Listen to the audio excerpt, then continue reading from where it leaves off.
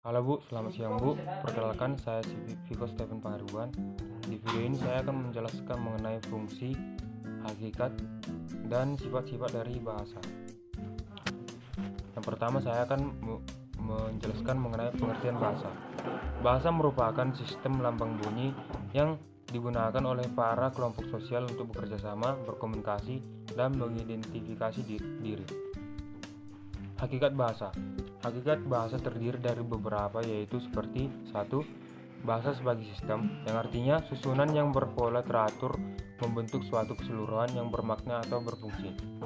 Yang kedua, bahasa sebagai lambang, yang artinya bahasa adalah sistem lambang dalam wujud bunyi bahasa, bukan dalam wujud tanda berupa sinyal, gejala, gerak isyarat, kode, indeks, dan ikon.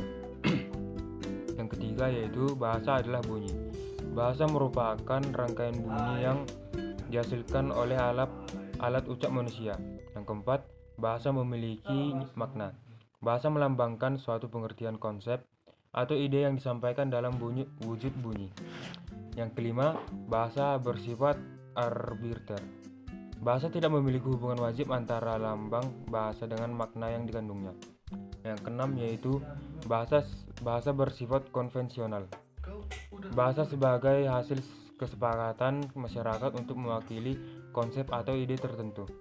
Yang ketujuh yaitu bahasa bersifat produktif, yang artinya meskipun bahasa memiliki unsur-unsur yang terbatas, namun dapat dikembangkan menjadi satuan-satuan yang tidak terbatas.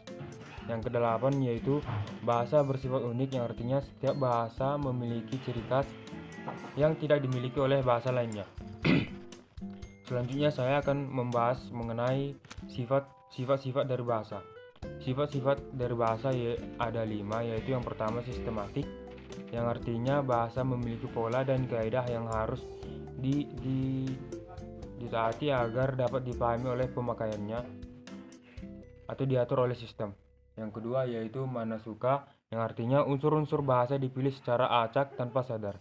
Yang ketiga, ujar, yang artinya bentuk dasar bahasa adalah ujaran. Ketiga, ujaran, karena media bahasa yang terpenting adalah bunyi. Yang keempat yaitu manusiawi, yang artinya bahasa berfungsi jika manusia memanfaatkannya. Sifat yang terakhir yaitu komunikatif, yang artinya alat komunikasi atau alat perhubungan antara anggota masyarakat. Fungsi bahasa. Ada banyak fungsi bahasa, yaitu diantaranya seperti informatif, yaitu menyampaikan informasi timbal balik antar anggota keluarga ataupun anggota-anggota masyarakat. Yang kedua, ekspresi diri, yaitu menyalurkan perasaan, sikap, gagasan, emosi atau tekanan perasaan dari si pembaca. Yang ketiga, adaptasi dan integrasi, yaitu menyesuaikan dan membaurkan diri dengan masyarakat. Yang keempat, sebagai kontrol sosial, yaitu mempengaruhi sikap dan pendapat orang lain. Fungsi bahasa juga seperti bahasa Indonesia memiliki fungsi seperti lambang kebanggaan nasional, lambang identitas nasional, alat penghubung antar budaya dan antar daerah, alat pemersatu berbagai masyarakat yang berbeda-beda latar belakangnya dan sosial budaya dan bahasanya. Sekian Bu penjelasan dari saya. Terima kasih Bu.